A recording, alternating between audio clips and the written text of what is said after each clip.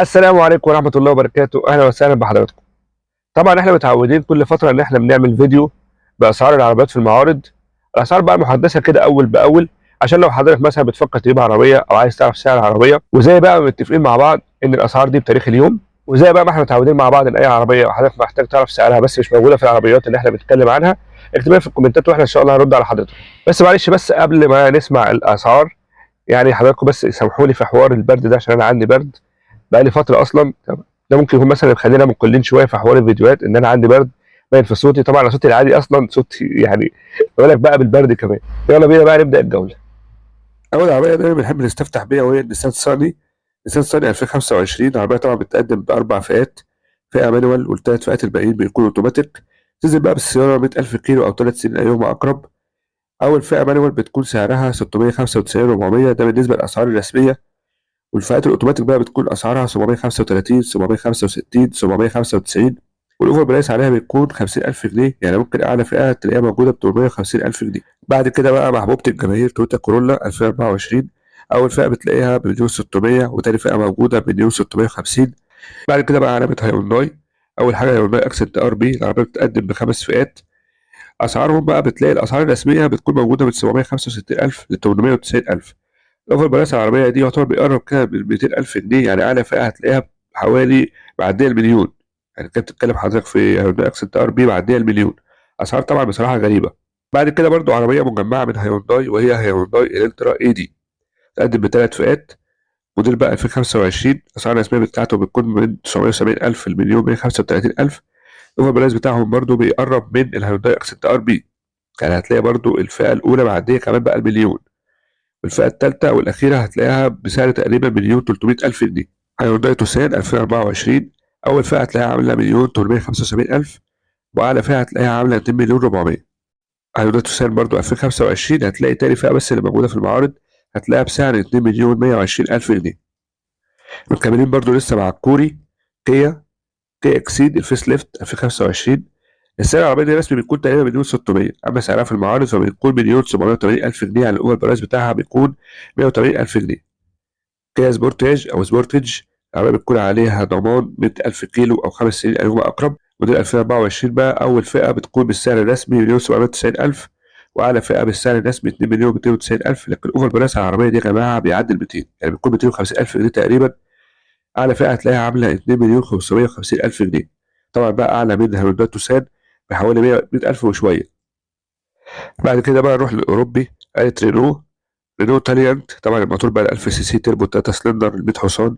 الكلام بقى بيجي مع فتيس سي في تي، يعني منظومه بصراحه يعتبر مديه العربيه كده فشل حتى من قبل ما تنزل من الاول، حتى ما عرفنا الاول مواصفاتها وبعد كده كمان بقى اتاكدنا من مواصفاتها، وهي دلوقتي العربيه يعتبر يعني ارقامها مش اللي هي، عشان كده بقى العربيه دي بتتقدم بالاسعار الرسميه حتى في المعارض، يعني الاسعار الرسميه بتاعت العربيه دي بتكون فئتين العربيه 800 و900، فهتلاقي في المعارض اصلا كمان بتتباع بقى بالاسعار الرسميه.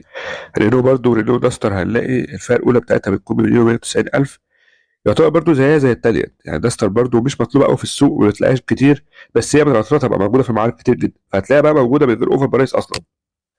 آخر عربية بقى من رينو أوسترال، أعلى فئة بتكون موجودة مليون 955,000، ده بقى موديل 2025، ده السعر الرسمي بتاعه مليون 955,000، لكن سعر بقى المعارض والأوفر برايس هتلاقيها عاملة 2,055,000، طبعا برضو سعر عالي جدا.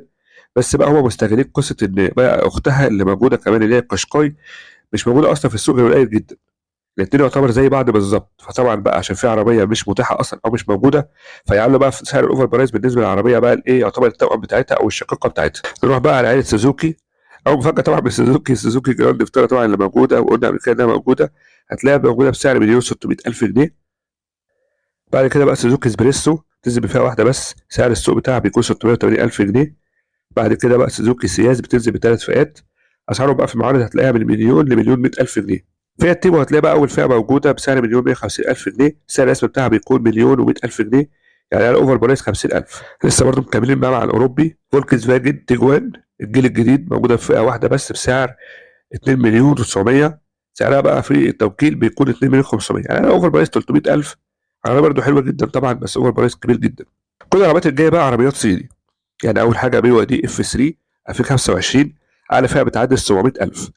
جيلي جي اكس 3 برو 2025 سعرها الرسمي بيكون 925,000، لكن بقى سعرها في المعارض هتلاقيها مثلا وصلت 980,000. عربيه بقى حلوه ومطلوبه، تنزل بقى بضمان 150,000 كيلو او 5 سنين ايهما اقرب، ضمان برضو حلو مش وحش. اختها بقى جاك جي اس 2، سعرها الرسمي بيكون 795,000، لكن سعرها في المعارض بقى تلاقيهم مزودين 10,000 او 20,000، يعني ممكن توصل ل 810,000.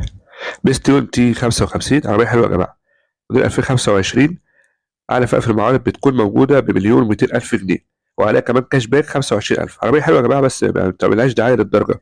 قالت بقى الام جي، في معانا كذا عربيه للام جي. اول حاجه ام جي 5 موديل 2025 بتنزل بفئتين، اسعارهم بقى رسميا بتكون 900,000 ومليون، اوفر برايس عليهم بيوصل ل 100,000، يعني اول فئه ممكن تلاقيها مليون والفئه الثانيه مليون 100,000 جنيه، تنزل بضمان 150,000 كيلو او 6 سنين ايهما اقرب.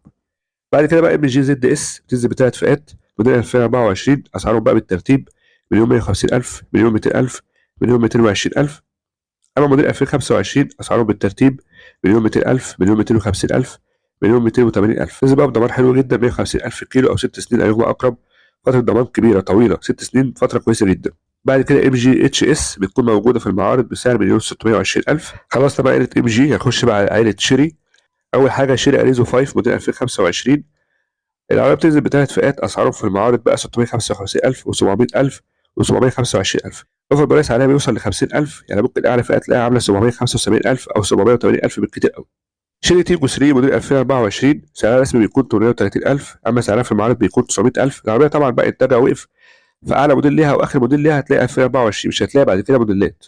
تيجو 8 بقى التجميع المحلي اللي بتنزل بفتيس بقى او نقل الحركه ويت مش دراي، تبريد مبلل مش جاف، سعرها الرسمي مليون و200,000، اما سعرها في المعارض بقى تلاقيه مليون 225,000، يعني في اوفر برايس 25,000 جنيه.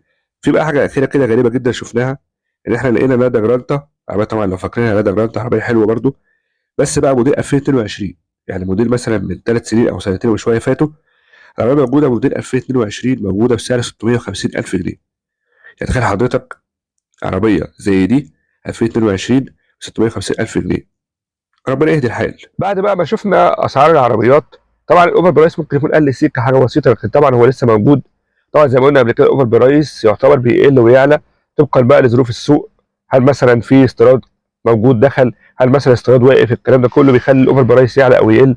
العربيات مثلا اللي عليها سحب كتير الاوفر برايس بتاعها بيعلى، تمام، والحاجات دي كلها. لكن برضه لسه ما زال في عربيات باوفر برايس واوفر برايس عالي كمان. لو عجبك بقى الكلام ده كله دعمنا بلايك وشير، ونقابل حضراتكم ان شاء الله مع فيديو تاني، والسلام عليكم ورحمه الله وبركاته.